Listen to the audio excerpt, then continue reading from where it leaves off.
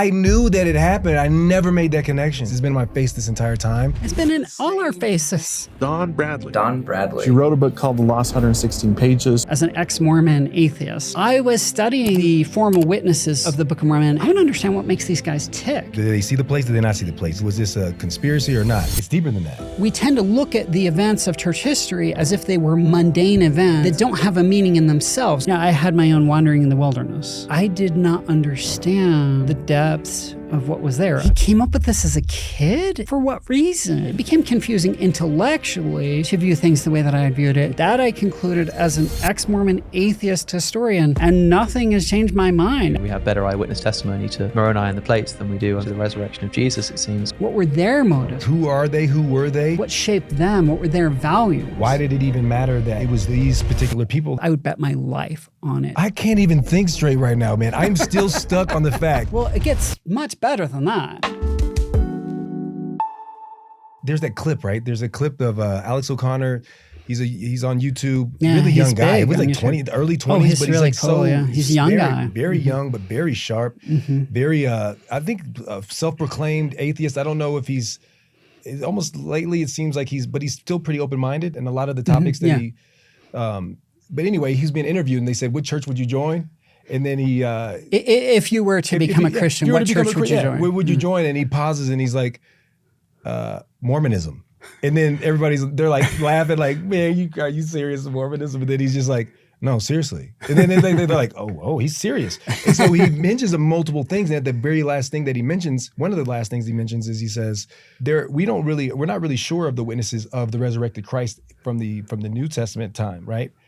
But there are handwritten, signed witnesses, multiple, of the Book of Mormon. Right. That's what you mentioned. That's what you're talking about, right? So what he's getting at is, yes, in the New Testament you have the 12 witnesses of the resurrection of Christ. Okay. Where do we have individual statements from any of them? Where do we have a signed collective statement from all of them, right? The Gospels, two of the Gospels are published under the names of two of the New Testament apostles, Matthew and John. Those Gospels originally circulated without any names. That's right. So it's a later guess, centuries later, that it was this apostle and that apostle who wrote them. Now, they appear to be based on the experiences of the apostles, but we don't know who's actually sitting down with a pen or, I guess a pen and like writing. I'm trying to think, what were they writing with at the time? Like with a pen, writing these things down. And so that's sort of all lost in the mists of time nearly 2,000 years ago. And it was written many years after, too. It wasn't like they were, Yeah, so the Gospels, Matthew is believed to have been written around 90 AD, so about 60 years after the resurrection, and John around 100 AD, which is about 70 years later. And so in Latter-day Saint terms, okay, so with respect to the coming forth of the Book of Mormon, that would be like if the witness statements that we had we weren't even sure they were written by the actual witnesses, and they were written in like 1890 or 1900. Yeah, and we'd be like, no way. We have statements from 1829, right as Joseph Smith's finishing translating the Book of Mormon. That's when the statements date to. They're signed at the time by all the witnesses. Those witnesses go on to affirm to others their testimony, and some of them die pretty young, like around 1835. But the ones who survive till later in life are interviewed, and they give individual statements, and they give all kinds of detail over and over of their experiences. So what Alex O'Connor was pointing out is like traditional Christians would die for this level of verification of the resurrection of Christ. So Alex O'Connor's looking and he's like, in terms of standards of evidence, the how close was the evidence to the event? Oh, it's right then, right? How can we identify who these people were and know other things about them and so on, and know that this was the testimonies directly from them? Well, yes, we can, And so the deeper I've gone into learning about the events of the restoration, the more I see that the events themselves had a kind of spiritual meaning embedded in them. Like often like symbolic meanings, scriptural meanings, like embedded in the events themselves, like inherent in the events. And so sometimes we think about learning about history and sort of drawing out lessons from it, but part of what we mean is maybe finding, like maybe putting a lesson on it. Does this make sense? Putting a lesson on it? Like maybe I put sort of a meaning on past events Projecting? that wasn't necessarily in the events for the people at the time, or wasn't actually somehow inherent in the events. But what I'm seeing, the more I look at the early events of the Restoration, is that they had meanings that were already embedded in them. And so in doing history of these events, we can get at what are the symbolic and spiritual meanings embedded in them that perhaps Joseph Smith and the participants saw but that nonetheless seemed to be intended. And so the Book of Mormon Witnesses are an amazing example of this. So there's more. Is it, what you're saying is that there's more to it. Like to us, we're just like, oh, there's this experience that they had. They saw these places. But you're saying perhaps it's even. Right. We could project on what that means to us, but you're saying this was a very potentially a very intentional thing. There's a deliberateness to some things that we don't necessarily take as being deliberate. Okay. I understand. So why the number of witnesses? That the number of official witnesses, and there are informal witnesses that we'll talk more about later, right? Okay. But why the number of official or formal witnesses? So we have the 3 witnesses. Okay. We have the 8 witnesses, and then with each set of witnesses who also bears testimony to the same things is Joseph Smith. He's with the 3 when they have their experiences. He shows the plates to the 8. Yeah. So the number of witnesses we have in these groups is 8 plus 3 plus 1. Yeah, which is 12. 12. Yeah. Right? Huh. So when we talk about apostles, what do we say they are? The 12 apostles. We say the apostles are special witnesses of Christ, right? And this goes all the way back to the New Testament when Jesus had 12 apostles. Jesus is crucified. He's resurrected. The 12 apostles are the primary there are also other less formal witnesses, but the 12 apostles are sort of like the official, if you will, or formal witnesses of his risen body, that's their job. The risen Christ. That's what they do. They're witnesses of Christ and his resurrection. And so we just happen to have 12 witnesses of the risen Christ and 12 witnesses of, the Book of Mormon the Book of Mormon and its plates that testify of Christ. I don't think that's coincidental. So there are things like that. And then there's also the fact that people seem to have hardly commented on this at all. I've seen a little comment on part of this, but the fact that there are 12 witnesses of the Book of Mormon, 12 witnesses of risen Christ, 12 witnesses of the Book of Mormon is intentional, is deliberate. Right? Yes. Well, it gets much better than that, okay? So of the Book of Mormon witnesses, 3 were selected to have a special experience, okay? So Christ, let me back.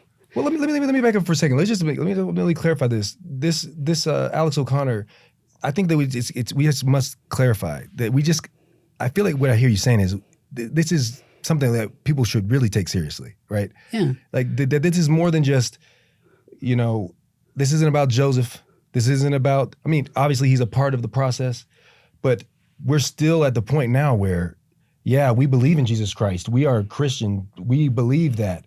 But this is something that we should take seriously because it can really solidify the divinity of Christ. Because the Book of Mormon, we hear a lot of people say, Joseph Smith. But what the book is about Christ. It says it on the title page. On the title page. And I think that's something that I think that we should clarify. But yeah. Yeah. Totally. Right. So there's a 12 and there's a 12. Yeah. And what were you saying about that? So with the Book of Mormon witnesses, 3 of the 12 were singled out for a special experience where they saw the heavenly being come down with the plates, right? Yeah. And they heard the voice of God testify to the correctness of the book, okay? Well, so if we think 3 of the 12 singled out for a special experience where they encounter heavenly beings and they hear the voice of God testify, That's in the New Testament.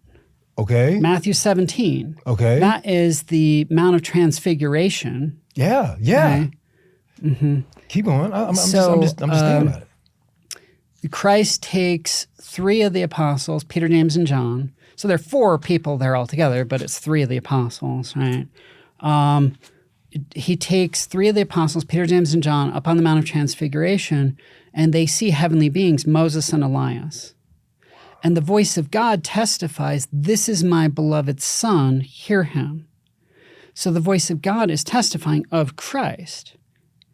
So fast forward 1,800 years, okay, Book of Mormon witnesses, 3 of these 12 witnesses are singled out to encounter a heavenly being and hear the voice of God testify Same pattern. that this book that witnesses of Christ is true. So it's a little less direct in how it's testifying of Christ, but it's testifying of Christ because the voice of God is testifying of the book, which identifies itself on its title page as a witness of Christ. Interesting.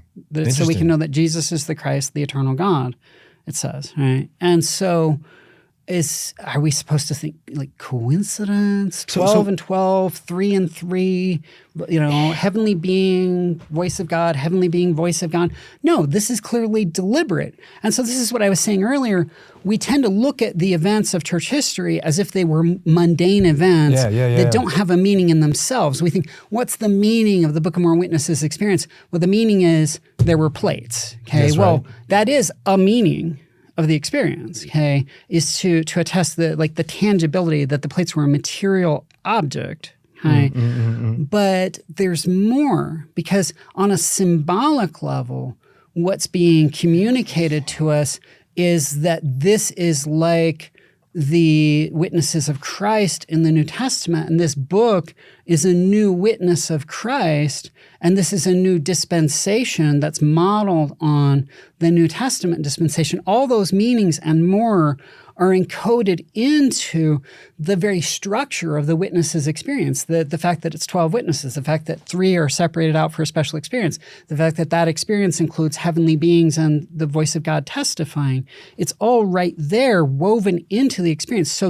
at the deepest level, to understand the experience itself is to understand these symbolic spiritual messages that are being given to us through the structure of those experiences. It's more than just, okay, did they see the place? Did they not see the place? Was this a conspiracy or not? This is like, wait, it's deeper than that. This is very similar, same pattern that you see in the New Testament, Peter, James, and John. Jesus is transfigured. They witnessed that. It's a spiritual experience in the same way. And then in addition, there's others that see it more tangibly later, which is what the 8 witnesses do. Yeah, right? I don't want to jump to there. But is that what you're saying? Yeah. Right? And there's more about the meaning of the 3 witnesses too that you were getting at, right? And that is that it's well documented that, like, Kathleen Flake wrote quite a bit about it in the past, that prior to the early 1900s, when Latter-day Saint missionaries went out to proselytize, they did not foreground the first vision. That's right. So Joseph Smith talked about the first vision from early on. He recorded the first vision in 1832 and on other occasions, right? But it wasn't used as a missionary tool until long after his death, several decades later, okay? So when we present the first vision to people today in sharing the gospel, what we do is we say something along the lines of, well, Joseph Smith didn't know what church was true. He didn't know, what was true in the realm of religion. So he asked God. God told him, you can ask God. God can tell you. So the model that's being presented for seeking your own revelation is Joseph Smith, seeking your own witness, right? That's wonderful. That's perfect. But we didn't start using that model till 70 years later, okay? What the early model really was the 3 witnesses of the Book of Mormon, kind of implicitly. So how do the 3 witnesses serve as a model for us? Yeah. Okay. Well, the three witnesses, we know they prayed for their experience. They had obviously read the Book of Mormon, right? They wanted a witness. They go to God for a witness. They ask, and as part of the experience, they hear the voice of God testify of the book. Now they're talking about like an audible voice, okay? But the principle's the same. We read the Book of Mormon. We pray about the Book of Mormon. We can ask God. God can tell us. The voice of God can speak to us and testify of the book to us, and we then become witnesses, right? So there's not even like this history isn't even entirely history in a sense, because it's not just about the past, because it has these symbolic and spiritual meanings. It can serve as a model for us. It has meaning for us in our spiritual lives. And so rather than this being about the past, this is about us, right? We can ask God, we can get a witness. We then become witnesses ourselves to the Book of Mormon. So it's not just, there were 8 and 3 and 1, there were 12 witnesses. There are or can be millions of witnesses. That's not something that is excluded for us. And there are even accounts of people other than the formal witnesses of the Book of Mormon having their own experiences, not just of like the Spirit testifying of the Book of Mormon, but even of seeing the things that Joseph Smith and the other witnesses saw. So for instance, Luke Johnson was not around at the time the Book of Mormon was translated. He's a convert a couple years later. But Luke Johnson, apparently, I believe it's about 1832, he says the angel comes to him and shows him the plates, the same as he did to the 3 witnesses. So there's more than just what we see that's documented, and he's one of them. So he gets his own witness. Now, the coolest, I think, is Mary Whitmer. That's right. Okay? Yeah. So the story is when Joseph and Oliver they're down in Harmony, Pennsylvania, finishing the translation of the Plates of Mormon. That's right. So they finished through the Book of Moroni, and I have others have worked on chronology, and I have my own whole chronology of the translation. And here's one thing everybody agrees on, okay? That at the end of May 1829 in Pennsylvania, Joseph Smith completes the translation of the Book of Moroni. Then he goes up to New York and he translates the small plates of Nephi. So there's a break in the work between these 2 sets of plates. That's right. Okay? And so reportedly, David Whitmer says Joseph turns the plates over to the messenger. Okay, at that point, he's done translating Mormon's plates. I'm talking about down in Pennsylvania. Okay. So then they get up to Fayette, New York, and they're going to stay at the Whitmer home. They're going to stay there, and Mary Musselman Whitmer is the mother of the Whitmer family. It's her home. And she, by some accounts, is stressed at having the additional people come to her already packed household and having to, feed and care for them while this important work is going on. Well, David Whitmer says that the morning after he and Joseph and Oliver arrived, David Whitmer had come down to pick Joseph and Oliver up and take them to Fayette, New York. Yeah. So the morning after they arrive, Mary goes out to the barn or something, and the messenger that Joseph had given the plates to shows up with plates and shows her the plates, turns the leaves of the plates, lets her see them. Okay. So this is really interesting. And I have a paper on the small plates of Nephi that actually argues that they're a separate set from Mormon's plates, that they weren't bound together, and that this has implications. And I talk about the Mary Whitmer incident there and the meaning. What's the meaning of this? Yeah. I think this is actually an important event in the coming forth of the restoration, because I actually think that the angel showing, and I'm not going to try to lay it out here because it's complicated, but I lay out in the paper that I actually think that Mary Whitmer seeing the plates, the messenger bringing them to Mary Whitmer, has meanings for that Joseph Smith himself learned something from the fact that the angel has shown the plates to Mary Whitmer, right? And this becomes something important in the coming forth of the Book of Mormon. So the coming forth of the Book of Mormon, there are various people who are participating. It's not only Joseph Smith of course, right? So there are scribes, there are witnesses, there are other people helping. Hold on. And so Mary Whitmer, she's shown the plates. Well, how does this map on, if at all, to this whole theme of like 12 witnesses, right? The 12 official witnesses. Now, she actually sees the plates before the formal witness experiences. That's right. Okay. So let me ask you, in the New Testament Gospels, who's the first person who sees the risen Lord before the 12 apostles? Mary Magdalene sees the risen Lord first before the 12 formal witnesses.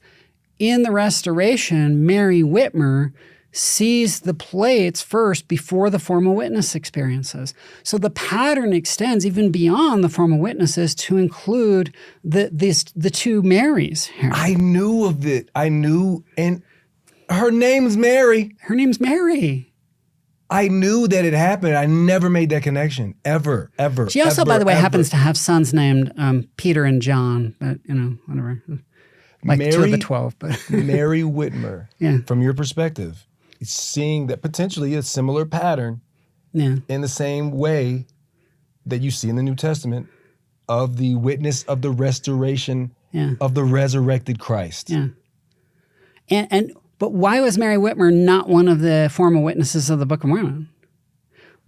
I would argue it's because the testimony of women was not seen as having the same rank in the society of the time as the testimony of men.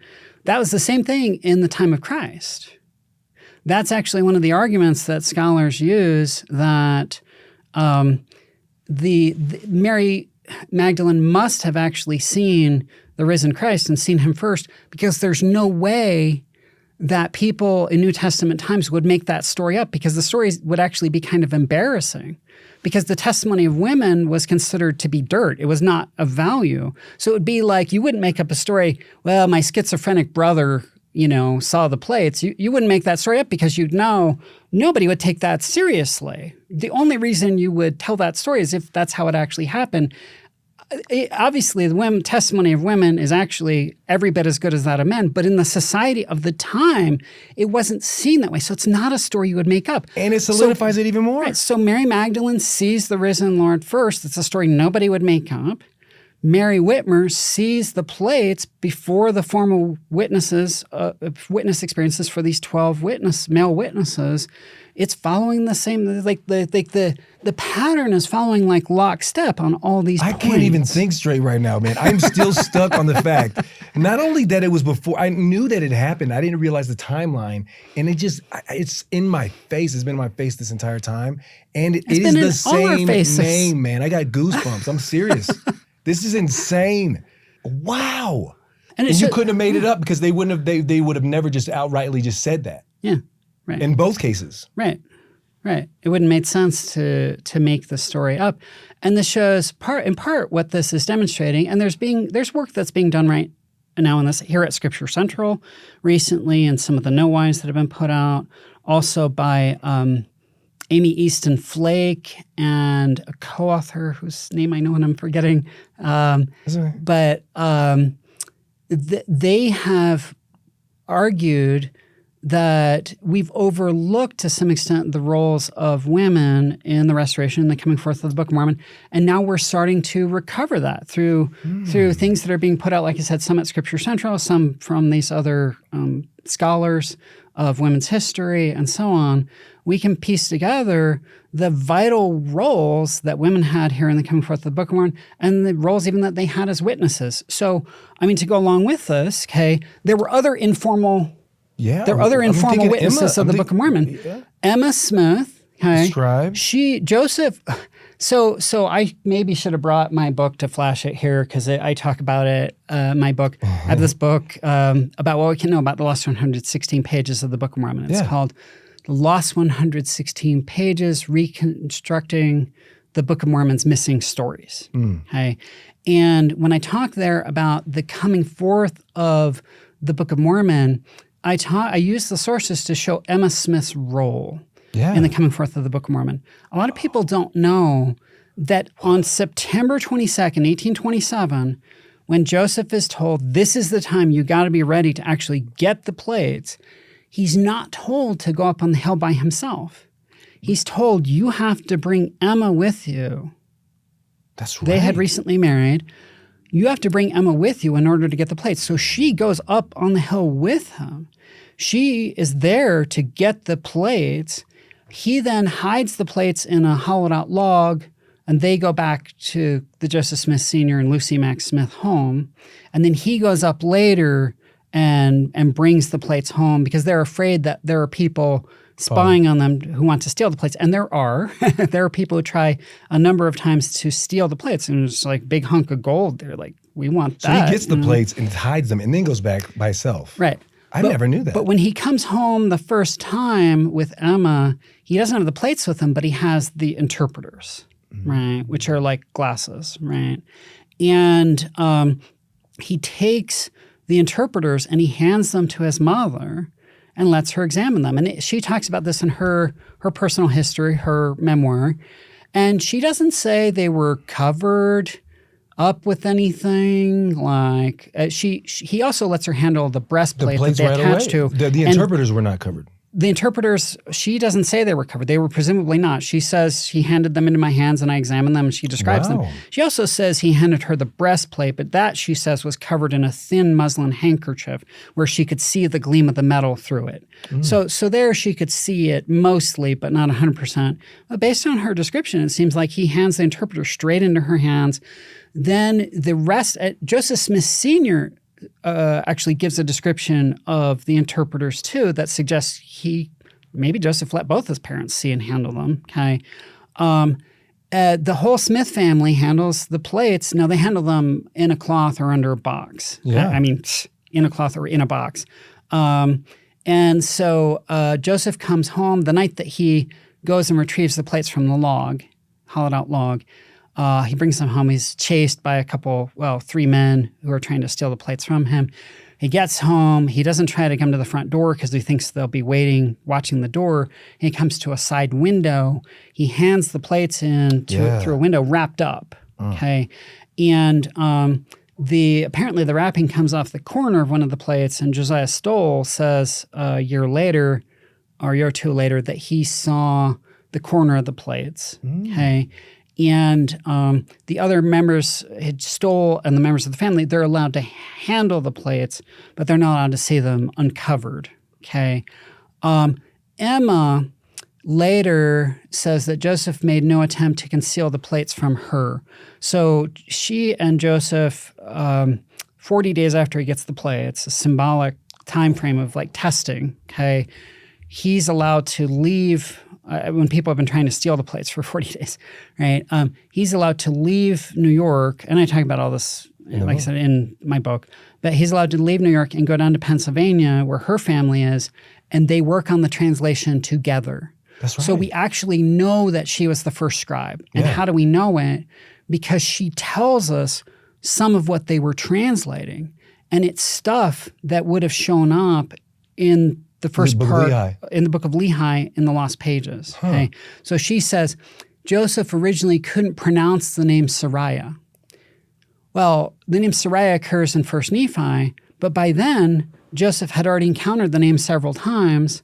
He would have already known how to pronounce it. Right? Yes. She says that, so he first encounters it at the beginning of the book of Lehi. So that's what he's dictating to her as he's translating. So to clarify what you're saying there, that's interesting. You're saying that there's no way that it could have been whenever they were translating on the second round after they lose the 116 pages. It's obvious that it was the very, very first time, which had to have been the book of Lehi. Right. Because whenever there was translation after, it wouldn't have been that, right? Right. So yeah, just to clarify a little more. So Joseph first translates what becomes the Lost Pages. He's translating Mormon's abridgment. The Lost Pages are they're actually about the first half. I talk about this in the book. It's crazy to realize it's actually about the first 450 years of about 900 years of Mormon's abridgment. Okay, so it's about the first half of Mormon's abridgment that was lost. Okay, then after the manuscript lost, Joseph is told, continue translating where you left off. The angel, we have a report from his sister, Catherine, that the angel tells Joseph, pick up where you left off. He does. He translates to the end of Mormon's plates. Okay, down in Pennsylvania. Then he's supposed to go back, and he goes up to Fayette, and he works on the small plates of Nephi. That's where he translates those that fill the gap of that 450 years left by the lost pages. That's right. Okay? I get that. So we have the manuscript of First Nephi that he translates up in New York. It's not in Emma's handwriting. It's in the handwriting of Oliver Cowdery and Whitmer brothers. So we know that Emma can't be talking about translating First Nephi, but she's talking about the name Sariah when it first appears. And she says that Joseph asks her, Emma, did Jerusalem have walls? And he was worried because it's saying in the text that he's translating that had walls, but he's thinking maybe Jerusalem didn't have walls, and he was wondering if something's wrong. Am I getting this wrong? And she has to show him, she says from the Bible, where it says Jerusalem had walls. Okay? Well, where would that first have appeared? Well, that's part of the story of Nephi getting the brass plates that first appeared not in First Nephi, but in the book of Lehi at the beginning of the Lost Pages. So we have two indications from what Emma says that when Joseph was dictating the translation to her, they're at the very beginning of the Book of Mormon, the first now lost part of the book of Lehi. So they not only get the plates together on the hill, and they begin translating as a couple, as a married couple. They are like bringing forth the Book of Mormon together. They get the plates together. They start the translation together.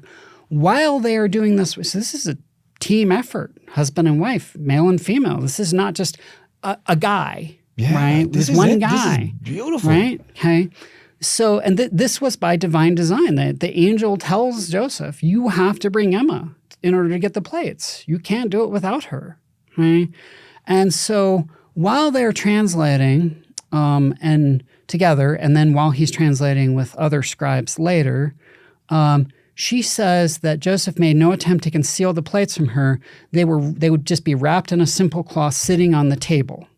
And she said she'd frequently move them around in order to do her housework. So let's say she needed to move the table, use the table, right? Or dust the table. Moves the plates around, dusts around them. Maybe it needs to use the table, moves them over here, moves them back. She said that once when Joseph wasn't around, she thumbed the pages. Okay, she thumbed the leaves of the plates like the pages of a book, and she said she could hear the metallic rustling. So this isn't a paper book or something here, right?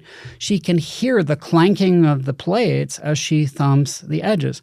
So Emma doesn't see the plates uncovered, but Emma is a witness of the plates in that way. And it turns out her father is allowed to heft the plates, other members of her family, neighbors in Pennsylvania, neighbors up in New York. There are dozens of people who handle the plates in some way. And there's records in their journals. Most people at the time didn't keep journals. How do we get this? I'm just curious. We have statements from people, and a lot of the statements, some of the statements are late, but some of them are quite early. We have statements from, for instance, Emma's father, Isaac Hale. I think we've got one where he talks about handling the plates from 1834 or 33. We certainly have we have a number of people saying that they had handled the plates. It makes me wonder why, what was it that Emma believed that made her, because she could have just looked. She could have just peeked. She could have peeked, right? And you said that Stoll actually did see the edge, right? Yeah, he saw the edge. That's interesting. But what do you, I'm just curious what you think. Why, what would have caused her to not do it, Or others? I think others had so many opportunities, I think that, we have early accounts saying that their understanding was that Joseph was not allowed to show the plates except at sort of the right time to the designated people. If the angel chooses to show them to Mary Whitmer, that's one thing. Yeah. But Joseph has been told— he was serious about it. Right. Just show them to certain people at a certain time. And they are considered to be sacred relics. And they're considered to be sacred relics parallel to the sacred relics of the Jewish temple in the Hebrew Bible, the Old Testament, right? So the high priest, the biblical high priest, Aaron and his descendants, they actually had an engraved gold plate. It's the only engraved gold plate mentioned in the Bible on the front of the high priest's crown. and it said holiness to the Lord on it. Okay. And then he had the high priestly breastplate, which is parallel to the breastplate in the stone box. He had the Urim and Thummim, which is parallel to the interpreters that attached the high priest breastplate. Right. So the things that Joseph Smith is finding in Cumorah's stone box are parallel to the sacred relics of the biblical high priest and the Ark of the Covenant. Oh, yeah. And I think I remember hearing even the high priest, whenever they would receive revelation, wouldn't it also be through stones? Yeah. That it would appear, it was the letters would appear according to the tribe? That's how they would get revelation? Well, the high priest breastplate had 12 stones representing the 12 tribes, and then he had the Urim and Thummim, which was 2 stones that were somehow connected with the breastplate, and they were used. They were used to reveal the will of God. Yeah, interesting. And so the parallel. This is another area where the parallels become just mind blowing, right? So. It's just, to me, it's just like, this is so simple. But so Moses. So what is the Ark of the Covenant? It carries the covenant. What is the covenant? Yeah. It's the stone tablets the promise to Israel, the words of God written on them. Okay, so where did these tablets come from? So we're told the prophet Moses goes up on a high place, Mount Sinai. Okay, up to the top of a high place, Mount Sinai. He gets the sacred tablets that have God's word on them. He puts them in a box. He has them carried in a box, a gold box. This is the Ark of the Covenant. Okay. Well, how does Joseph Smith we tend to call them plates, but we could just as well call them tablets. It's the same thing. Okay. The prophet goes up to a high place, top of a high place, the hill Cumorah. He gets the sacred tablets that have the word of God on them. The covenants. They're carried in, D&C 84 calls the Book of Mormon the New Covenant. Okay, so that's it's exactly what it is. Okay? They're contained in a stone box in the hill that Martin Harris called an ark. Okay, did he? He referred to the stone box as an ark. Now think of in addition to those parallels. Okay, think of the biblical ark was a gold box that contained stone tablets. Cumorah's ark was a stone box that contained gold tablets. It's a parallel with an inversion. Okay? Whoa. Moses had a stone box with, what's the difference? Moses had a gold box with stone tablets. Interesting. A gold box with stone tablets. Cumorah has a stone box with gold tablets. It's a parallel with an inversion. So again, we tend to think in terms of mundane events, just like physical events, okay, which isn't wrong. It's just limited, okay? So we think Joseph Smith goes up on the hill, he pries up the stone that's the lid of a stone box, he takes out the gold plates, he takes them home. Kind of the meaning that we assign to the stone box and the gold plates is there was a stone box and there were gold plates. These were material things. Good enough as far as it goes, okay? But that's not all the meaning that's here. The meaning includes the symbolism. So it'd be kind of like if you're reading a passage in the Book of Mormon that is talking about Lehi and his family journeying 3 days out into the wilderness toward the Red Sea, okay? Well, we think this is just geography. It's just they make a 3 days journey toward the Red Sea. But if you look back at the story of the Exodus in the Bible, when God is leading the children of Israel out to their promised land, so Lehi is being led toward his promised land. When God is leading Moses toward his promised land, he first leads him 3 days out to the Red Sea. So the significance of what's going on isn't just simple physical geography, it's also symbolism. What it's telling us is Lehi is starting a new Exodus, just like the Exodus in the Bible. So if you get the one level of meaning, that's good and fine, but it's not the whole meaning. There's an additional spiritual, scriptural, deliberate meaning there. And the scriptures, the Book of Mormon is like this all the time. What I'm saying is the early restoration is like this all the time. That it's not just about physical events. Oh, he went up on the hill and he got these golden tablets from this stone box. It's that there are also additional layers of meaning where we're supposed to recognize, Oh, I've read this. This is like in the Bible. God is doing the same kind of thing with Joseph Smith that he was doing in the Bible. So the traditional view of the Bible is we've got the Bible back then. God would give all these amazing experiences to people. And here we are now, and we get to read about their experiences. And what's happening with the restoration is what's the unfolding of the events in the restoration. Think of the Ark of the Covenant on Cumorah, this Ark of the New Covenant. Think of the Book of Mormon witnesses' experiences that are recreating experiences of the New Testament witnesses of Christ, right? What's happening is that the Bible is coming alive again. What's being signaled is we still live in the world of the Bible. The world of the Bible isn't some ancient thing where God used to do miraculous things, but now he doesn't anymore. And we just get to read about how he did. What the events of the early restoration are telling us is, no, God still does that stuff. He's doing that stuff now. We can have that power now. We can have that power in our lives. It's not just something where we have to read about God had so much power in the lives of people a long time ago. He still wants them back. We still live. We live here. Wow, he's still doing it. He still wants to get people back into his presence. And that's what the covenant is about. That's what the covenant is all leading us to. That's what the whole purpose of the priesthood is to get us back into the presence of God. So why wouldn't he do it any differently, right? So there's multiple parallels, right? From the witnesses, how Mary, the same, I would say parallel pattern is what I'm seeing and hearing you say, even down to the way that he went about it, even in the connection that you have with the Ark of the Covenant. That's some powerful parallels. Let's talk a little bit more about. Let's go back to, I believe it was 1829, right? Sure. This is right around the time of the witnesses. Let's get a better understanding of what their life was like. Like, who are they? Who were they? What do we know about them? How did they think? Why did this matter to them?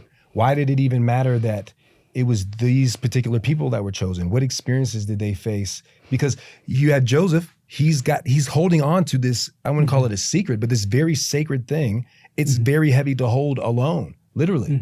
And so now he's getting to a point where, okay, Emma, she's a part of it. Okay, that's great. Now I have people have an understanding. Oliver Cowdery has his moments of doubt. But then we're going to include some other people into the circle. There had to have been a huge weight lifted from him, right? It was a huge weight lifted up from Joseph. I mean, his mother says in her memoir that once the witnesses saw the plates, he was just elated. He was literally saying, I don't have to bear the burden alone anymore. And even, and I'm not saying, obviously, Joseph Smith is not Jesus Christ, but there's a parallel to that as well. Like, okay, finally, they know that I was not just saying this for no reason. Whenever they see the resurrected Christ, it's like, this is not just some random thing I've been pulling you through, right? So help us understand, this Oliver Cowdery, Martin Harris, basically the 8 witnesses were just 2 families, right? And then Hiram Page, right? You had the Smiths, and then you had the Whitmers and Hiram Page. What do we know about their world? One thing I can speak to is sort of who were these guys in terms of their sincerity and their identity, right? So the particularly with the focus on the 3 witnesses, but like these 2 families, I guess you could get into. So the Smith family and the Whitmer family. So again, like I said about Joseph Smith, when I look at the Smith family, there's just no doubt that they are religiously sincere people. There's zero question about this, right? They structure their lives around spiritual beliefs. That's how they live. And it comes out in Lucy Mack Smith's memoir just over and over, right? Is this is what is at the center of their lives is spirituality. They are deep, deep believers. And they believe Joseph. Okay, so we have an account from one member of the Smith family saying, we knew Joseph to be a truthful boy. Now think about this. You've got children. Yeah. Okay. If your child is inclined to make up stories, as a parent, you know that. Yeah. Because you see it, right? Children think they're a lot smarter than they are. They don't recognize how well adults can see through fibs. right? Especially if there's a pattern of fibbing. Okay, Joseph Smith's parents show no doubt about his report of religious experiences, even though those experiences are quite momentous. These are big, radical things, and there's no indication that they're like, is this true? Because, I know when he was younger, he used to fib or whatever, the angel tells Joseph in 23, go tell your dad about what you've experienced. He tells his dad immediately believes him and says, do what the angel told you to do, So the Smith family, from which a few of the 8 witnesses come, right? These are extremely devout people. The Whitmer family, they are extremely devout as well. And there are, to some degree, criticisms of them for being too devout, basically, So when you look at the individuals here, right? Among the 8, the one whose story is maybe most dramatic would be Hiram. Yeah. And, in the case of Hiram, he dies alongside Joseph. And on his way to Carthage, he actually reads a passage to someone from Ether 12. And, Elder Holland has talked about this in conference, but I had examined this copy of the Book of Mormon at what's now the Church History Library. And Hiram reads the passage and turns down the page, and it's he's anticipating his death, and that because he's been a faithful witness, he will be in heaven, right? And he's willing to face the judgment, right? Well, is he lying? Yeah. I mean, as he's going to his death, he's drawing comfort from a book that he knows is a lie, or how much sense does that make? Every indication is that Hiram is extremely devout, and he gives his life for this. The 3 witnesses, Martin Harris, again, if anything, gets criticized by other locals for being too religious, for digging into religion too much. Right? Okay. Why is that significant? That he was too religious, almost like he just believes anything. Like, of course. Yeah. So their idea is he's like superstitious. Okay, right? Okay. That's kind of their idea. Now, Martin actually shows a fair amount of skepticism before his experience trying to test. So he famously, when Joseph is making use of a seer stone in the translation, Martin famously, when Joseph and Martin, they go out to the Susquehanna River to skip stones, right? Kind of a fun image, right? The prophet and his scribe going out to skip stones, on a break from translating. But Martin sees a stone that looks kind of similar to the seer stone, and he's like, what if I swap it? Yeah, right? That's right. I remember and he swaps it, and Joseph tries to look in the stone, and it doesn't work, and he's confused. And, there are other things that Martin does to try to trip Joseph up, and he doesn't trip him up. It doesn't work. So if Martin were purely credulous, just superstitious, like the neighbors are saying, why is he doing things to try to test Joseph, right? It doesn't look like he's just inclined to just believe whatever he's told, okay? And he's the guy who's got to put up his money. He mortgages his farm Section 19. for this, right? And this comes out, he would have lived a very prosperous, easy life in Palmyra for the rest of his long life, right? Had he not financed the Book of Mormon. Instead, he loses his farm and he has a much more difficult life, right? But he does not sour about that. He always maintains his testimony of the Book of Mormon. He seems to think it was all worth it, Oliver Cowdery. So here, here I go to my time as an ex-Mormon atheist, right? So I was studying these guys intensely because as with Joseph Smith, also with these other people involved in the restoration, I want to understand what makes these guys tick. I want to understand who were they, what were their motives, what shaped them, what were their values, okay? And so I considered seriously, because at that time I thought Joseph Smith was not sincere. I thought he was not legit. I thought his motives were self-serving. Well, who's with him in all these early religious experiences after the first vision, right? And the initial Moroni visits? Oliver Cowdery is there for John the Baptist experience, restoration of the Aaronic priesthood. He testifies of it as well. He's there for Peter, James, and John. He testifies of it as well. He's there for the experience of the three witnesses with Joseph Smith. Right? He testifies of this for his whole life. He's there. He's the only other person who experiences Moses, Elias, Elijah, and Christ with Joseph Smith in the Kirtland Temple. If there were a co-conspirator, it would have had to have been Oliver Cowdery. It would have had to have been. Meaning, because he's the it would have had to have been him.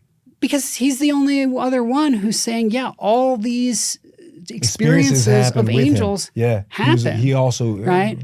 So I looked really closely at Oliver Cowdery for signs of sincerity, insincerity, religious motives, self-serving motives. I looked at anything I could find, right?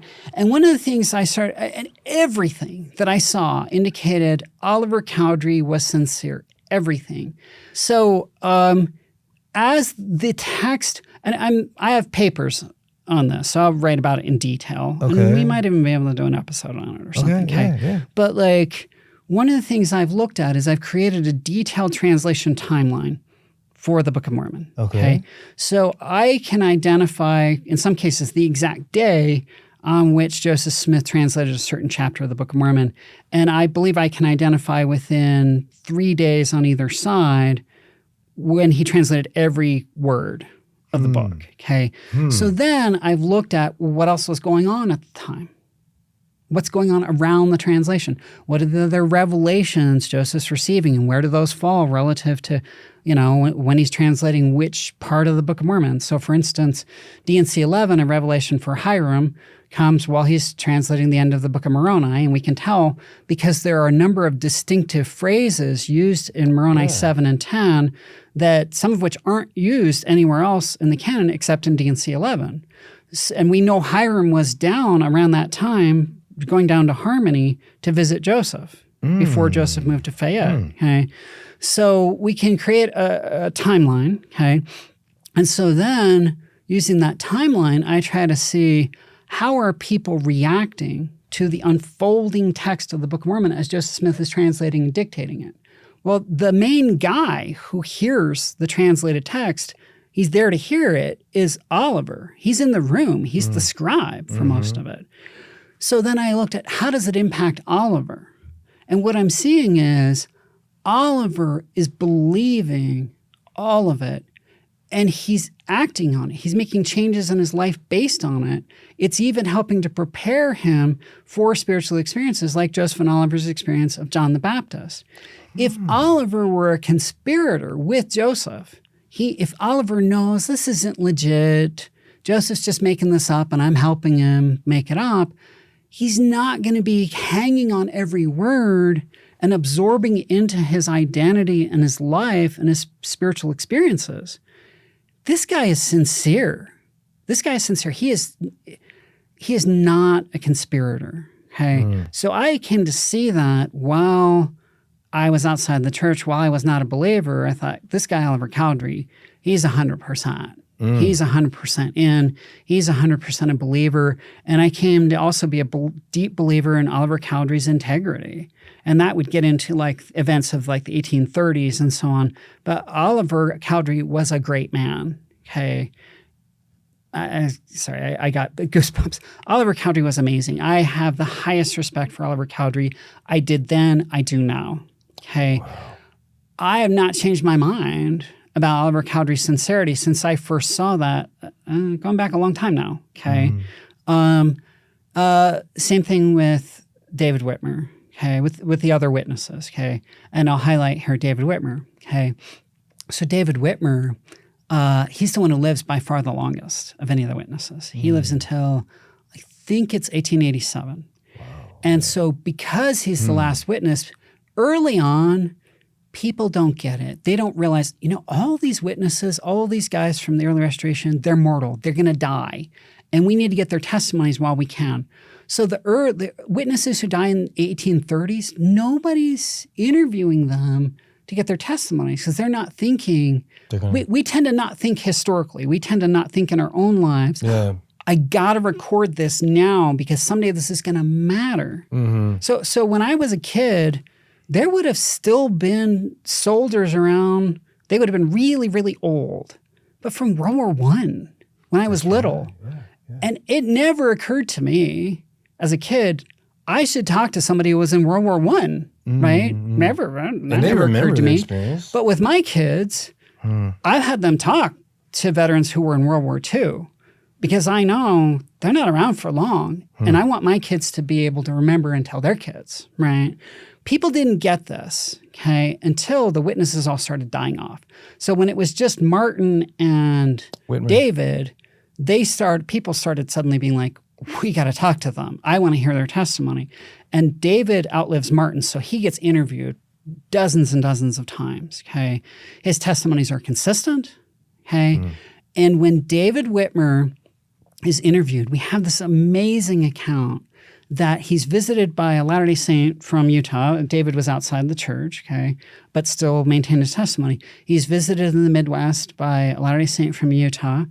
And David is under the weather. He's sick. He's like sniffling and so on. He's really tired. As the guy's talking with him, as David starts giving his testimony of his experience as one of the three witnesses, he perks up.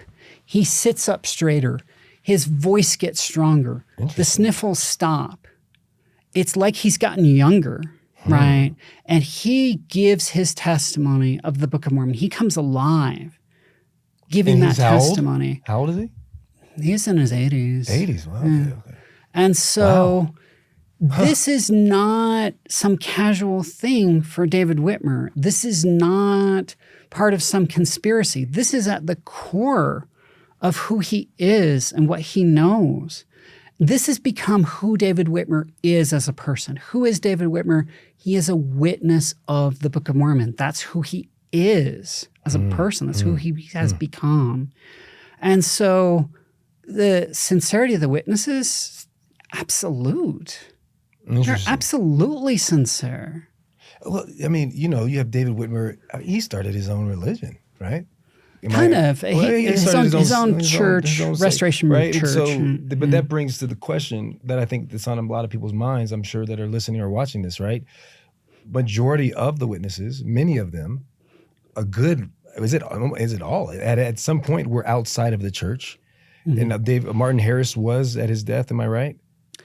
Well, Martin Harris came back. And so did Oliver. Yeah. But while they were gone, they still did not deny their witness. They still did not deny their witness. Tell me, can we go a little bit into that? Like, what do we know about that, and why does that matter? Because I think that it is significant. It matters for multiple reasons. One reason that it matters is if they were part of some conspiracy with Joseph Smith, then when they soured on Joseph Smith, why not just drop their part of the conspiracy, right? Like, what is it that they would have to gain from maintaining this testimony that, frankly, makes them look bad in a world that thinks that the restoration is a bunch of superstitious hooey? Yeah. If one of them had come out and said, hey, I confess now, I lied about this. I mean, sure, people would have seen it, non-Latter-day Saints would have seen it as reflecting badly on them in the past, but they would have been seen as being honest now, coming clean, and they would have been celebrated as, here's the guy who's like blowing the lid on the Mormon conspiracy, right? They don't do that. I actually see as misguided as their rejection of certain new unfolding things in the church was, the reason that I would say part of the reason, it's tricky to say this because I don't want to say everything that they were doing was actually right, in like leaving the church or not accepting like new revelations, new developments that were happening in the 18th, because they all end up outside the church in the 1830s, okay, by the end of the 1830s. And but what I would say is part of the reason why they end up outside the church is because of their belief in the Book of Mormon and their integrity to that belief, because what they think is that the new things that are happening in the church are not in line with the Book of Mormon. What? So they end up outside the church because of their holding on to the Book of Mormon, not because they're letting go of the Book of Mormon. Tell me this again. Right. I think this is so interesting. They make sure I'm understanding you. One of the main reasons what caused them to want to go outside of the church was because of they're like, Joseph, you're not going in alignment with the Book of Mormon. Can you tell us more about that? In what ways did they? So, okay. So, for instance, let's take David Whitmer. I think he's the easiest one to examine in this regard.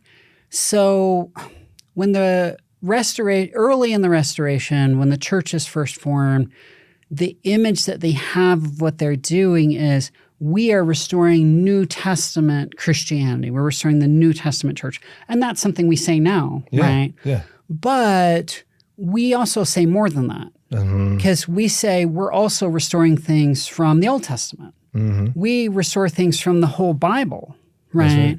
David Whitmer is very focused on just the New Testament. So he's looking at the Book of Mormon and he's thinking that it's teaching primarily a restoration of the New Testament church. Like you look in 3rd Nephi, and that's what Jesus is doing. Like, right? Like he's giving us a model for his original church that then the early saints are trying to restore in 1829 and 1830. Yeah. Okay.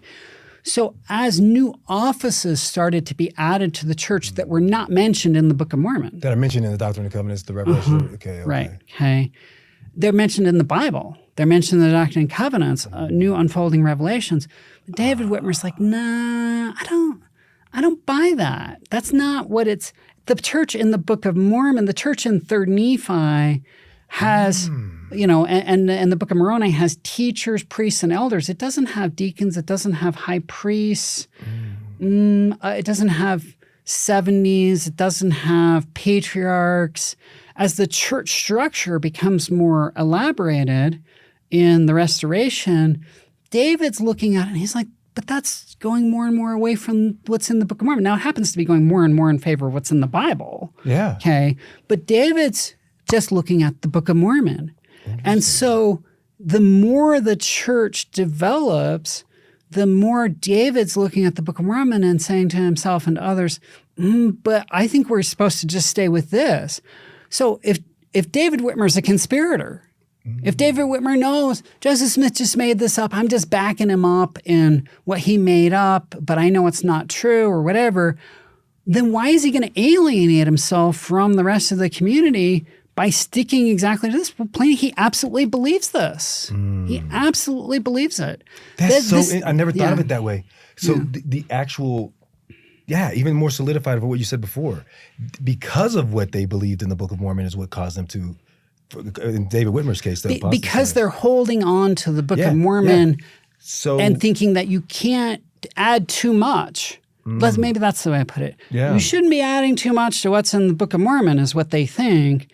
And so it's their grip on the Book of Mormon and just what's in the Book of Mormon that is increasingly alienating them as the Restoration adds more things that were not spelled out in the Book of Mormon. And what about Oliver? What was his? I mean, there was multiple things, right? Would you say similar for him? What was that?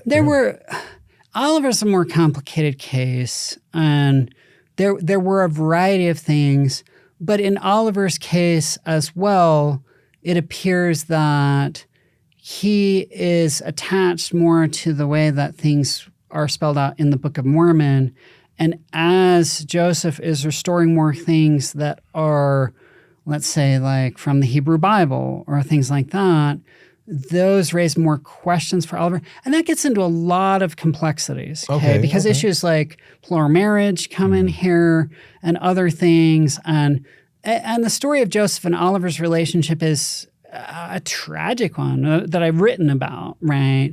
There's to some extent, there's just misunderstanding and so on. There's some sad things there, but, and it's a very human story, right? These are all human beings, right? But definitely for Oliver and Martin, as for David Whitmer, there is this sense that the Book of Mormon is kind of where it's at. We don't want to add too much to what's in the Book of Mormon. We want to make sure we're not departing from the Book of Mormon. And if they think that the church and Joseph are departing from the Book of Mormon, they're sticking with the Book of Mormon. And so there comes to be a tension there. Interesting. And I think it's good to note here again, because I think that oftentimes when it comes to, oh, you just believe in the Book of Mormon, the Book of Mormon is a testament of Jesus Christ, and to their belief, and correct me here, that was to be established as the new covenant, right? Which was in regards to their covenant with Christ and with the house of Israel, right? More than just, the Book of Mormon is the new Bible. You understand what I'm saying? Yeah, but I think in some ways they came to treat it like it was the new Bible. Yeah. Okay. And that's kind of a mistake, right? Because part of the message of the Book of Mormon is that the canon of Scripture is not closed. Let's see. And so we should be open to new revelation, just like they were having more revelation all the time in the Bible and in the Book of Mormon. We don't want to treat the Book of Mormon like more traditional Christians tend to treat the Bible. Like it's closed. And be like, we just go with everything that's in here, nothing more. There's no new scripture or anything that builds on this and gives us revelation that's tailored for our time. So the idea the world is changing more rapidly than it's ever been changing, but God has nothing new to say in 2,000 years. I mean that's, we don't want to, I think some early members of the Restoration were making the same kind of mistake with the Book of Mormon. David Whitmer, probably most of all, because David Whitmer eventually he seems to at first sort of embrace some of the new revelations in the D&C. Eventually he kind of rolls that all back and he's like, any revelation after the Book of Mormon is false. So he's getting stuck in the same trap of like a closed canon that, traditional Christians have. It's just interesting that it's a similar method. I mean, it's kind of like Satan's doing the same thing, the pride of it, right? Because you see that today. I mean, there's people today, even in the church, that you hear conversations of like, unless I see it on this page, it's not, it's nothing, right? Right. So as you know, the Book of Mormon says, that it's to show to the house of Israel, the remnant of the house of Israel, the great things the Lord has done for their fathers, the Lamanites, right? And that they may know the covenants of the Lord, that they are not cast off forever. So that's purpose number one, right? Is to show to the Lamanites, you're part of God's covenant, right? And then purpose number two, and also to the convincing of the Jew and Gentile that Jesus is the Christ, the eternal God, manifesting himself unto all nations. Okay, Jesus is the Christ, the eternal God, manifesting himself unto all nations. This is not past tense. Okay, so this is not Christ used to talk to people, but he doesn't anymore. This is saying he continues to speak. And so if he continues to speak, he didn't stop speaking with the Book of Mormon. He continues to speak, right? And so the Book of Mormon points to Christ, but it points to a living Christ. It points to a Christ that we encounter in the Scriptures, but that we also encounter out of the Scriptures in our lives now. But that's the simplicity of it, though. The simplicity of what it really, really, really, really is the thing that I feel like it's almost too simple. We want to make it more complex than it is, We also tend to want to put boundaries on God. Right? So God stopped speaking 2,000 years ago. Or if you're a believer in the Quran, you usually think God stopped speaking 1,400 years ago. Or, David Whitmer was kind of saying God stopped speaking in 1829. Why do we want to, I think Joseph Smith talked about, I think he used the phrase, I think it was him, about sewing up the mouth of God. Yeah. Why would we want to try to sew up God is God. By definition, God gets to do what God wants. This is not why would we ever say what God can and can't do, that God can't continue speaking? No, and so the whole message here, right, like with the three witnesses and the fact that, God spoke to them, right, testified of the book to them so that they became witnesses. Then their testimony went out with the Book of Mormon. It was carried by people who had read the Book of Mormon, who had prayed, had gotten their own testimony. They'd become witnesses in their own way. Then they go out and they share it with other people, and they challenge those people with Moroni's promise. Here, I'm a witness of this. I've received a witness, and so I become a witness of it. You can receive a witness, and when you do, you become a witness as well. That's the same pattern you see again and again and again, even in the section 84, right? Yeah. You see the same thing in section 46, right? Is a gift to believe, a gift to know that Jesus is the Christ, right? And then it is also a gift to believe on their words, right? And then you see in section 84, this same pattern over and over again. They become the sons of Moses and of Aaron and the seed of Abraham and the church of the kingdom and the elect of God. And all those who receive the priesthood receive me, who is the Lord. And he that receiveth my servant receiveth me. Yeah. And he that receiveth me receiveth my Father. And he that receiveth my Father receiveth my Father's kingdom. Therefore all my Father hath shall be given unto him. Right? That's the pattern you see over and over and over again. Anyway, yeah. And I think there's even, I don't know if I can find it at a glance here, I think there's even a passage in Moroni 7 where it's basically talking about the plan of salvation. God has made himself known to witnesses who make him known to others so they can believe. And then, of course, in Moroni 10, it gives people a challenge to become witnesses themselves. Moroni 7:22, God knowing all things, being from everlasting to everlasting, behold, he sent angels to minister to the children of men, to make manifest concerning the coming of Christ. And God also declared unto prophets by his own mouth that Christ should come, right? And it goes on to say, basically, these people who serve, I don't know if it uses the term witnesses, right? But it's basically saying that he makes himself known to certain witnesses who then testify to others so that, people could be saved. And so there's a pattern where witnesses play an important role in the whole plan of salvation. But the idea of witnesses is that you don't just ultimately have to rely on them, right? That's right. You can learn from the Book of Mormon witnesses that the plates were a tangible object, that God testified to these obviously honest and sincere men when you look back at the history, okay? But then... And women, right? Mary Whitmer, right? The first one, right? You can learn from what they experienced, but then they also become a model. We can receive a witness. Yeah. Mary Whitmer received a witness. The three witnesses received a witness. In our own ways, we can receive a witness. When we do, we become witnesses. So I was actually at BYU devotional a long time ago when then President James E. Faust, an apostle now deceased, right? Talked about how when he was a young man, there in, I think, Salt Lake, there was an elderly man who said that when he was young, he had talked with David Whitmer.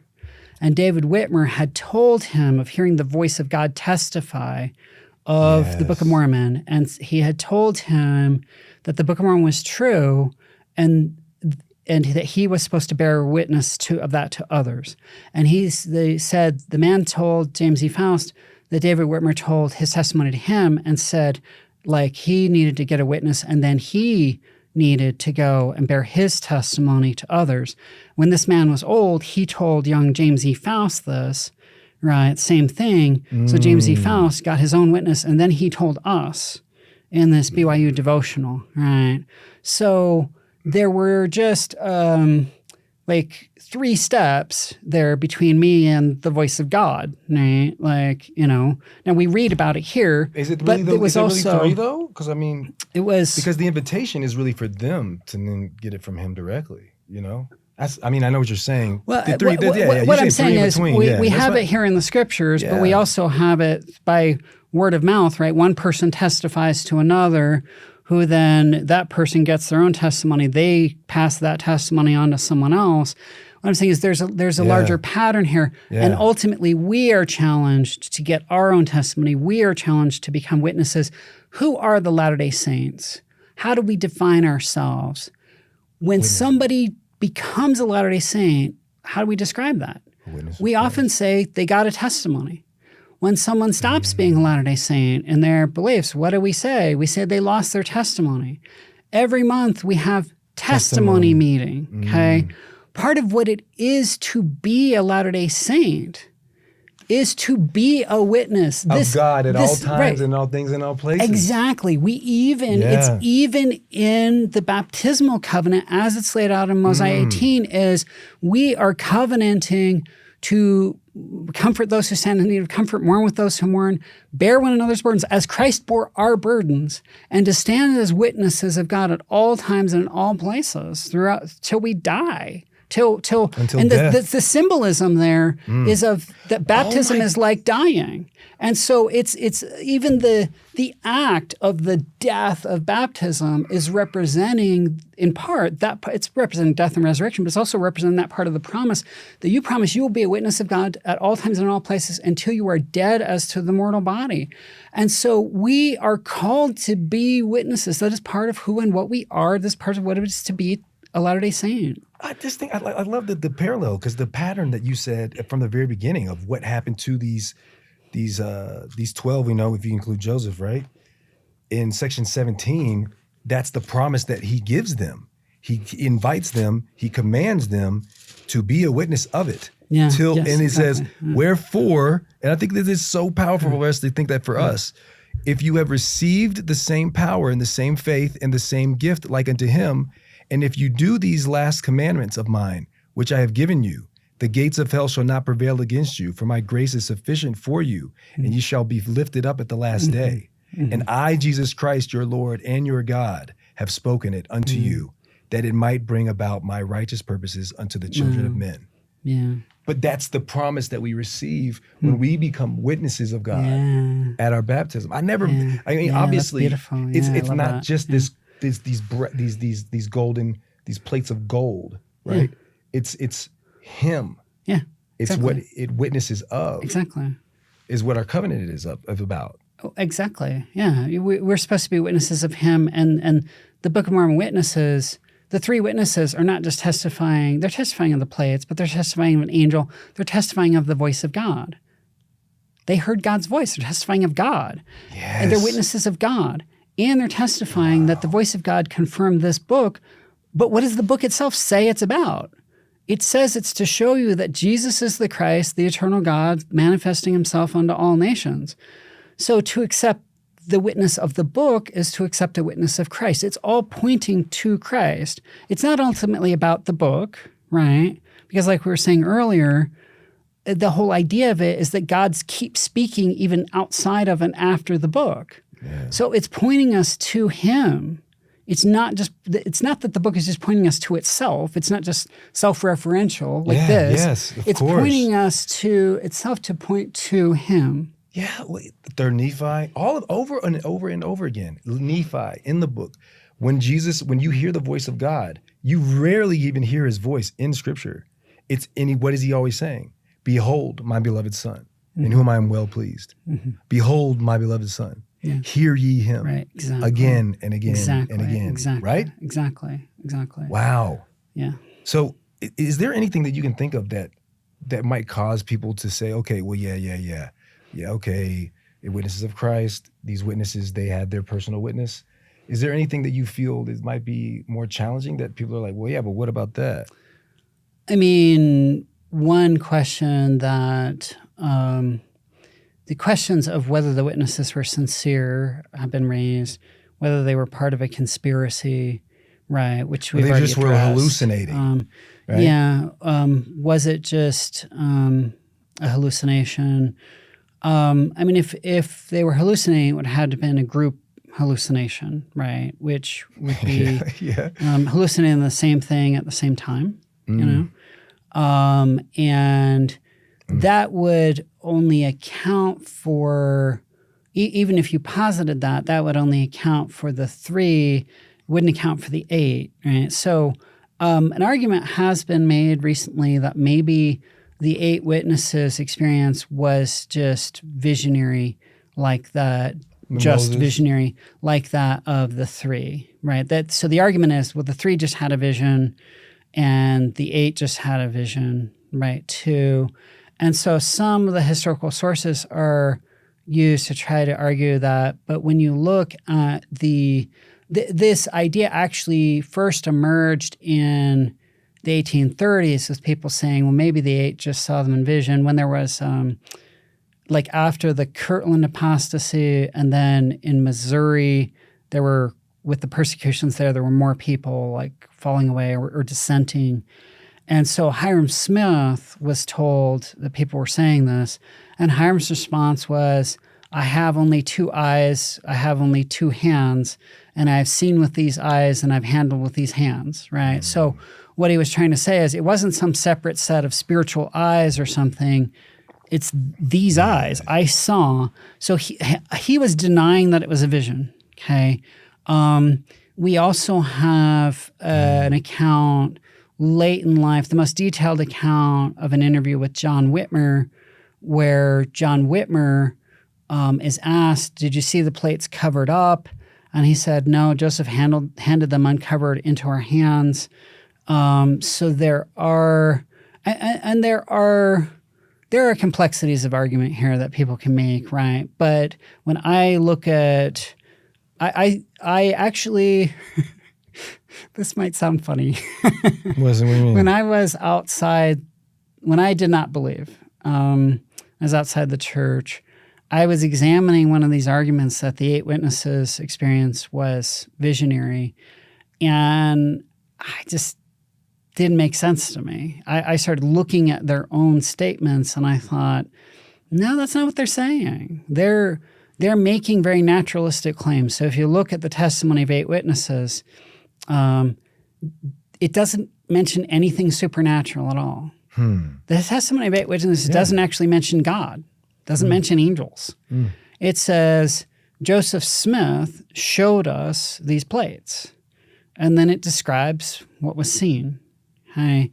And the argument that the 8 witnesses saw in vision rather than like with their senses, a lot of it hinges on an account that was recorded several years after the actual events by Theodore Turley, where he talks to John Whitmer in 1842, and then he records an account of the conversation in 46. And he, part of what he says would actually still indicate that, like, John Whitmer had a tangible experience, right? That he handles the plates and so on. But part of the wording that Turley gives 4 years after the fact, when he's trying to remember John Whitmer's exact words, is he thinks that John Whitmer said the plates were shown to him by a supernatural power. But when we have an account of John Whitmer, an interview with John Whitmer years later, where there's not such a time lag between the interview and the recording and publication of the interview, that's not what John Whitmer is saying at all. And so I think it can be dangerous to hinge on an argument on exact wording in a case where somebody's not going to remember exact wording years later, right? And so if I talk to you about an experience, a spiritual experience or some life experience that I had, and you will remember the gist of the experience several years later probably, but your memory for my exact you won't remember my exact words. I actually often I have a good memory, okay? And I will remember Joseph Smith said a certain thing, and I know he said it, and I will remember exact words. And so I will go through and I will search through databases like the Joseph Smith papers for this exact phrase that I just absolutely remember. And when I eventually find the quote after a lot of difficult searching, I'll find that the problem was I didn't remember the exact wording. I just thought I did. Okay. So what I remembered was right. I got the gist. I just thought I remembered exact wording that I didn't remember. So there are things like that where people will, they'll draw a big case on like thin evidence, but the indications that we have directly from the 8 witnesses are that they had an experience, a sensory experience of the plates with their physical senses.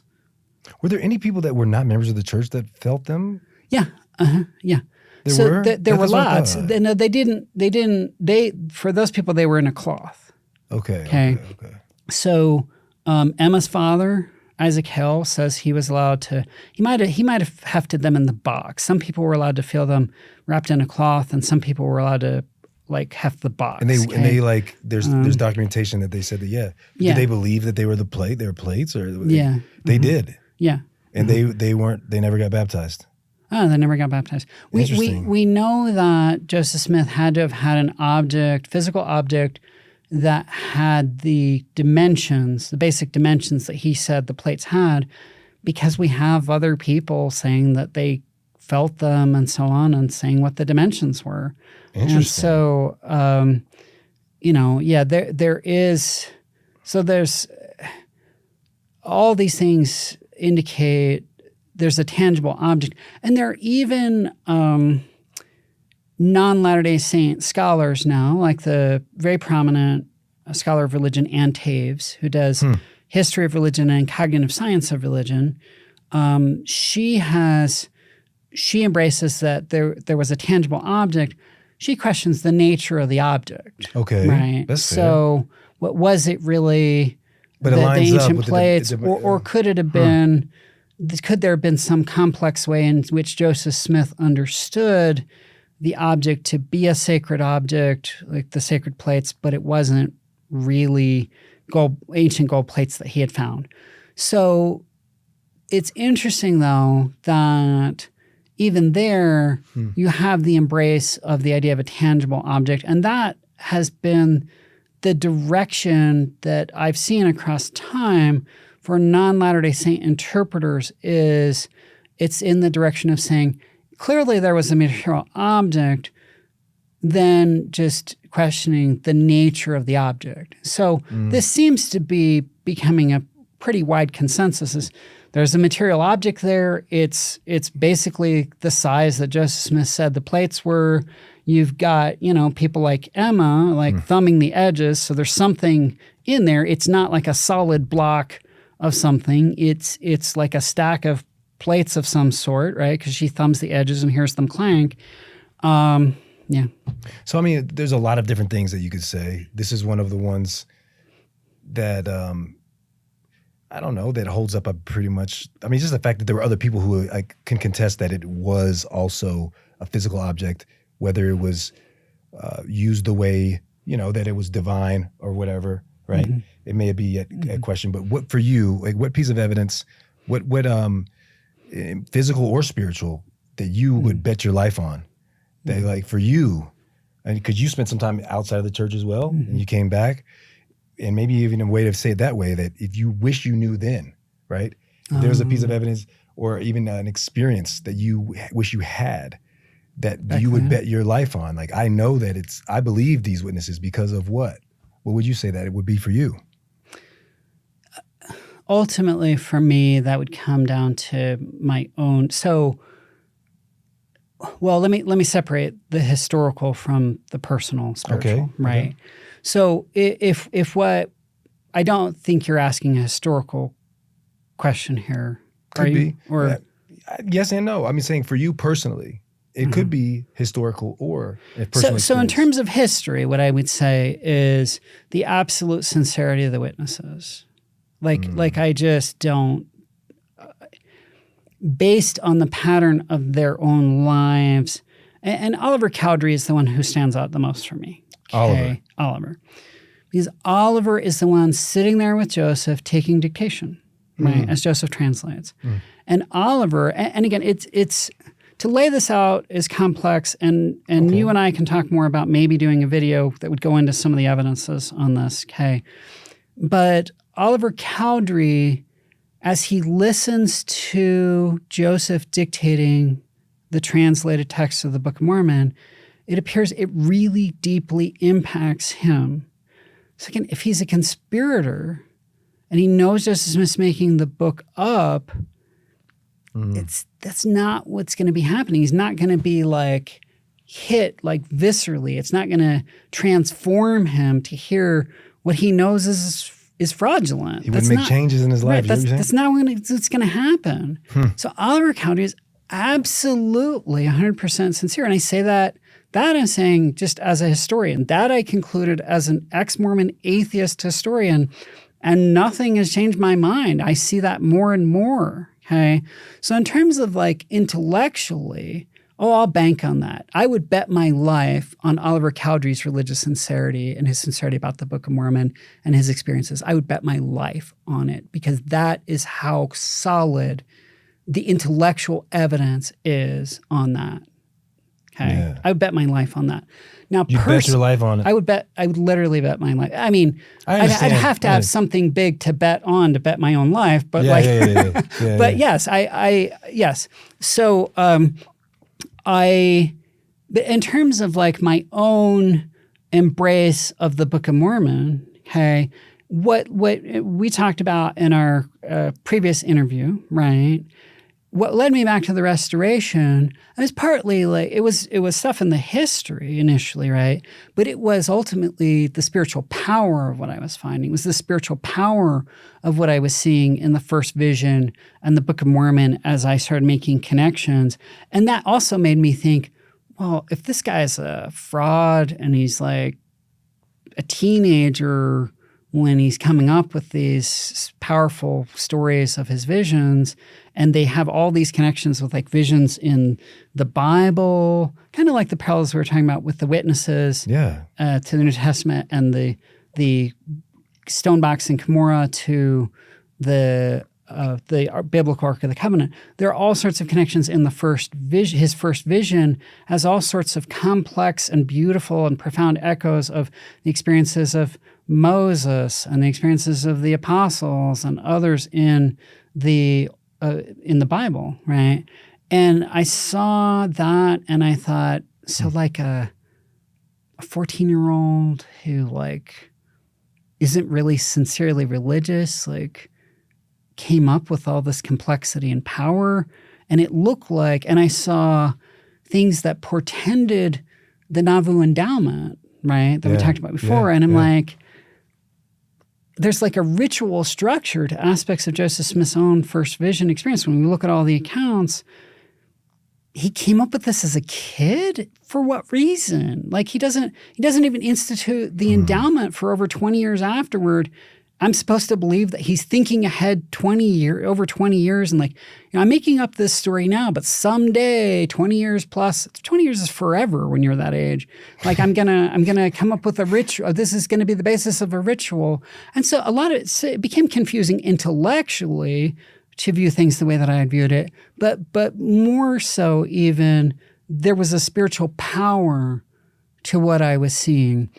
And my embrace of the Book of Mormon has everything to do with the spiritual power of what is there.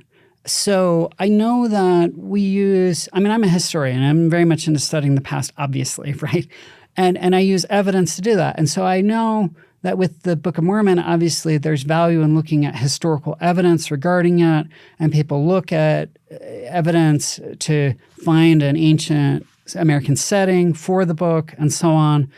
But to me, I see such depths of spiritual power in the Book of Mormon that I feel that if we could convey as scholars of history, scholars of scripture, right, if we could convey more of those deep, profound insights to people, I actually think their embrace of the Book of Mormon would be less based on like, can I find Zarahemla on the map or something? I just, there was a guy that I met on my mission who was actually quite convinced that the Book of Mormon was an ancient book. Didn't seem to impact his life at all. Right? He was embracing it as a book of history. He wasn't embracing it as a book of scripture. So we could be convinced intellectually of the Book of Mormon and still not really embrace it.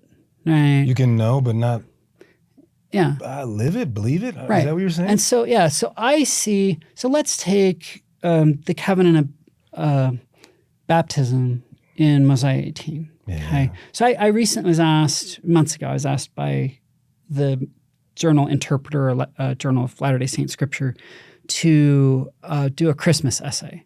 So I did a Christmas essay called something like Ring in the Christ that is to be living after the pattern of his life, something like that. And what I saw is that in Alma 7, Alma is giving a sermon about the atonement. And in the course of just a few verses, he keeps referring to Christ taking upon him things. He says, Christ would take upon him the infirmities of his people. Christ will take upon him the pains and sicknesses of his people. Christ will take upon him the transgressions of his people. Christ will take upon him death. And one time I was reading that, and I thought, take upon him death.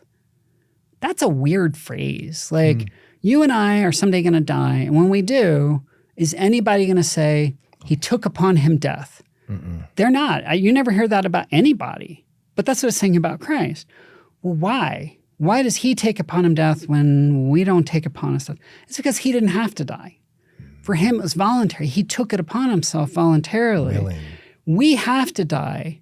He took our death upon himself. We sin. He didn't. He takes our sins upon himself. We have to suffer. He didn't have to. He took that upon him for us. So the whole atonement, what Christ came to do, is to take upon him burdens that are not his to bear. They're our burdens. And he's like, I'll take that. I don't have to bear this by myself, but I'll take it for you. Okay? So when we make the covenant of baptism that it talks about in Mosiah 18, we covenant to bear one another's burdens. It's not saying bear your own burdens. You have to bear your own burdens. That's not voluntary. It's saying you're going to take upon you voluntarily the burdens of others. You're covenanting to do what Christ did.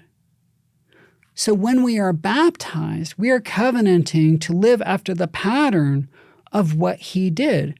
So we tend to think there's what Christ did for us in the atonement, and there's what he asks of us in terms of our behavior, but we maybe see those as somewhat separate. They're the same thing. Yeah.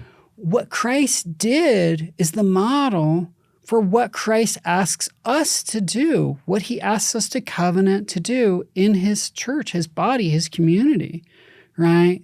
And so when I read things, the Book of Mormon is loaded with, and you really think about the implications of that for how we are supposed to live our lives, right? And what the atonement is, right? The Book of Mormon is loaded with insights like that. They're there on those pages. They're beneath the surface. We're supposed to get to them, right? When you see the complexities and the beauty and the spiritual power of what's there to transform how we live, to transform our lives, to transform who we are, I'm a witness of this book, right? Like, I mean, of course I am, right? And it's not for me primarily, there are intellectual evidences, okay? But that's not what makes me embrace this here and live my life by it. Yeah. It's so interesting because it's very similar to Oliver Cowdery. In the evidence, in the thing that you said was his sincerity, and it seems as if, but the detail that you mentioned, that he was embracing it and living it. And you could see that. Yeah. It wasn't just that he, if it was a conspiracy, right? He's like learning these things and he's just, okay, that's the story for whatever reason, right?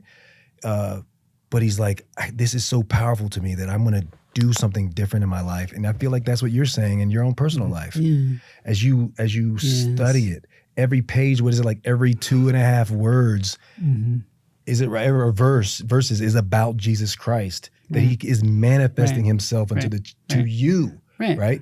And then once he does that to you, now you are, in this podcast, in other ways, you want to manifest that to other people. Exactly. And it's the same pattern that you see in the witnesses, right? They received it from on a high. They heard the voice of God. Yes. And they then wanted to invite others into that same experience as well. Yes. Not only do they physically have an experience, but they spiritually have an experience. That's so powerful to me. Yeah. What do you think happens if we don't understand this? What happens if people, and it does happen, right? That people deny this. What's at stake if we don't? To you, I think if we reject this, we're missing out on things that we don't even understand what we're missing out on, right? So when I went away from the Restoration, there had been a lot in the Restoration that was very powerful in my life, but I did not understand the depths of what was there. I know that I still don't, right? I know that when I was writing my book on the last 116 pages, I was studying the Book of Mormon really intensively, and I was having insights faster than I could write them down.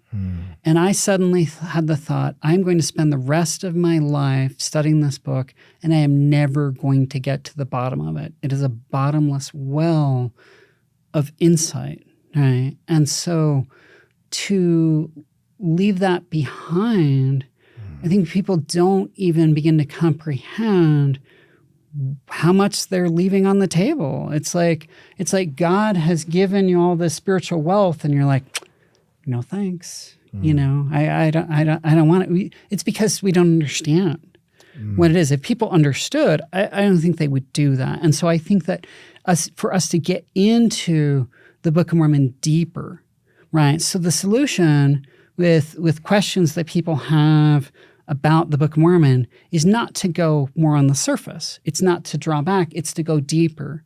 And the deeper we go, so I had gone deep when I left the church, or at least I thought I had. I'd gone relatively deep, right?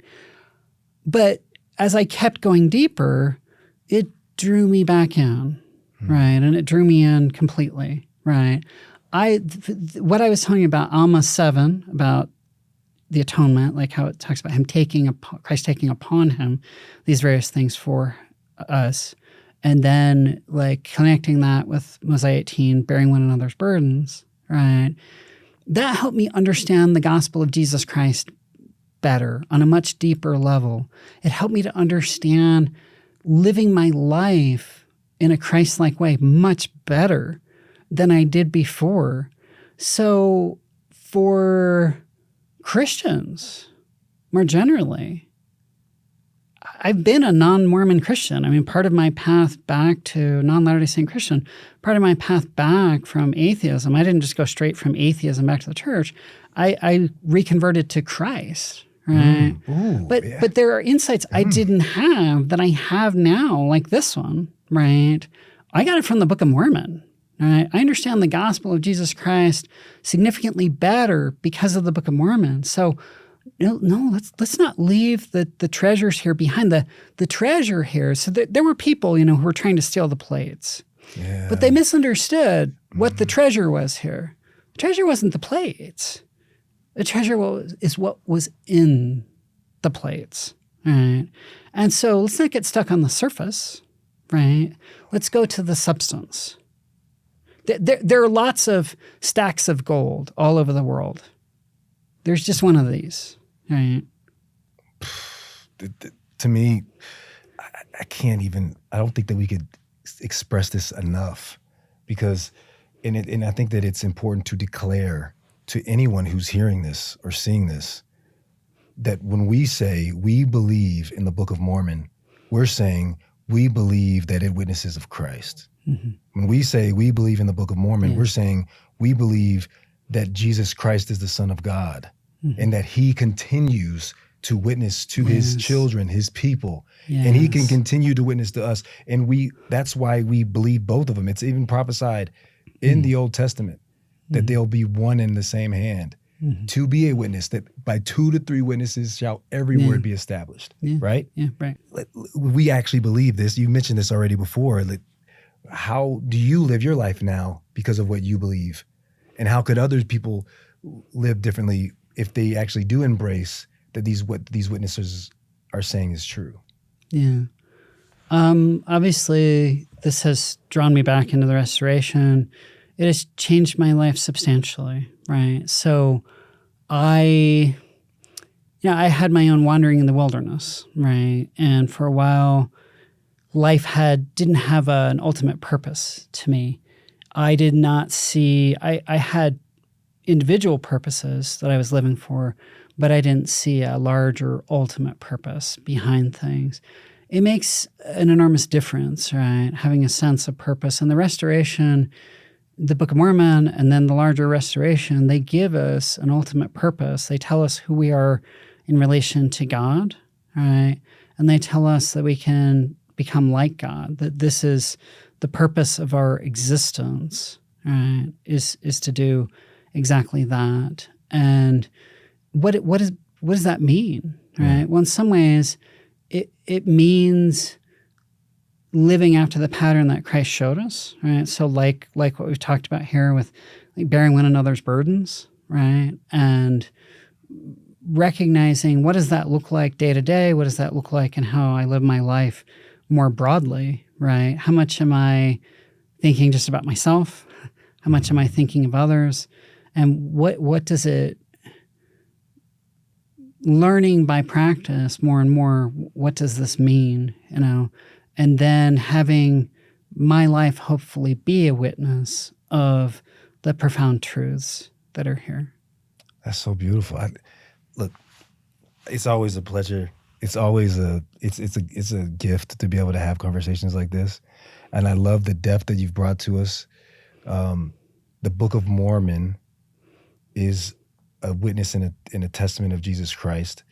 We talked about a lot of things pertaining to the parallels that have the connection of like they're undeniable. We've also talked about just the pure power that it brings. I love that you said that so many times. At the end of every episode, and I feel like this episode is like a perfect example of what I mean that I say at the end. I say this, and this is a perfect parallel. Sure. I believe that what you said is true, but don't take our word for it. It's up to you to find out for yourself. This is Let's Get Real. This is Stephen Jones. Until next time.